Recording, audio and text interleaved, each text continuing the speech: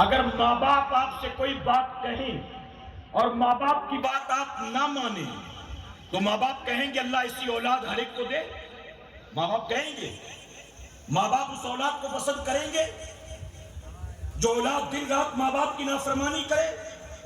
اگر آپ کے ابا نے کہا اگلی بار میں اس لڑکے کے ساتھ تجھے نہیں دیکھوں، لڑکا اچھا نہیں ہے، اور آپ کہیں میرا باپ پاگل ہو گیا ہے، میرے باپ کو دنیا داری سمجھ میں نہیں آتی ہے، میرے باپ کو صحیح غلط کی پہچان نہیں ہے، تو کیا آپ اچھی اولاد کہلائیں گے؟ اگر آپ کی والدہ آپ سے کچھ کہے اور آپ کہیں میں تیری بات نہیں مانتا، آپ بتائیے کیا فرما بردار اولاد کہلائیں گے؟ امام حسین نے نماز کی حفاظت کے لیے، امام حسین نے قرآن کی حفاظت کے لیے، امام حسین نے دین کی حفاظت کے لیے سب کچھ لٹا دیا، اور ہم حسینی امام حسین کی قربانی کی وجہ سے دین صحیح سلامت ہم تک پہنچا، اور جب دین ہم تک پہنچا تو ہم صرف زبانی جمع خرچ والے حسینی بنے رہے، امام حسین کے نقش قدم پر چلنے کی کوشش نہیں کی۔ میرے پیارے آقا علیہ الصلوۃ والتسلیم کے پیروانوں، امام حسین سے پیار ہے، اللہ کے سجدوں سے پیار کرو کہ انشاءاللہ۔ میں آپ سے ایک سوال پوچھتا ہوں، اجازت ہے آپ کی؟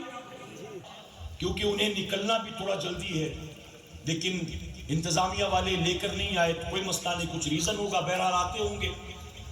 تو اگر آپ کی اجازت ہو تو ایک بات آپ سے پوچھوں میں؟ جی اجازت ہے؟ آپ اس گاؤں کے ہوں گے، کسی اور گاؤں کے ہوں گے، آپ مجھے بتائیں، آپ جمعہ کی نماز پڑھنے کے لیے مسجد میں آئے اور اچانک آپ نے دیکھا کہ مصلی امامت پر جو آدمی آ کر کھڑا ہوا داڑھی بوڑھا، آپ کے گاؤں کا شرابی ہے، آپ کے گاؤں کا جواری ہے، آپ اس کے پیچھے نماز پڑھیں گے جمعہ کی؟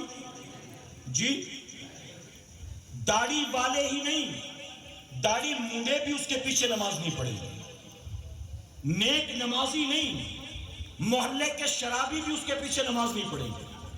وہ آدمی کہے گا کہ امام صاحب چھٹی پر گئے ہیں اور امام صاحب نے مجھ سے کہا کہ جمعہ سنبھال لینا، تو اس لیے میں جمعہ پڑھاؤں گا، آپ پڑھیں گے اس کے پیچھے نماز؟ میرے پیارے آقا کے پیروانوں، آپ کہہ رہے ہیں کہ میں اس کے پیچھے نماز نہیں پڑھوں گا، کیوں؟ کیونکہ داڑھی مونڈا ہے۔ نماز نہیں پڑھوں گا کیوں؟ کیونکہ شراب پیتا ہے۔ نماز نہیں پڑھوں گا کیوں؟ کیونکہ وہ جواری ہے۔ آپ یہ کہتے ہیں کہ شرابی ہو، جواری ہو، داڑھی مونڈا ہو، میں اس کے پیچھے نماز پڑھنے کو تیار نہیں۔ آپ مجھے بتائیں کہ اگر آپ اپنی مسجد میں ایک وقت کی نماز ایسے فاسق و فاجر کے پیچھے پڑھنے کو تیار نہیں ہے تو میرا امام ایسے فاسق و فاجر کو اپنا خلیفہ ماننے کو تیار کیسے ہو جاتا ہے؟